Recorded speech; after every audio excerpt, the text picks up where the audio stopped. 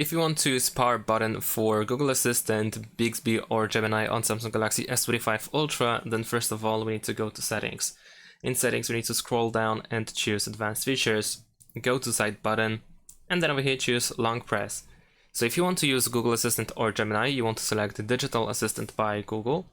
And if you want to use Bixby, then you want to simply switch to Bixby. Now, if you have either Gemini or Google Assistant and you want to switch to the other, then in that case you can go to settings again, but this time we're gonna go to Google and then go to all services, search assistant and voice. Here, if you have Google Assistant, then if you want to switch to Gemini, then you want to simply choose Gemini, and then you should have a screen where you need to scroll down and confirm your choice. If not, you can make sure that when you go to digital assistants from Google, then here you can switch to Gemini. And here you can also switch from Gemini to Google Assistant by simply making a choice here. And that's it. Thanks for watching, leave a like and subscribe to my channel, and see you in my next videos. Bye!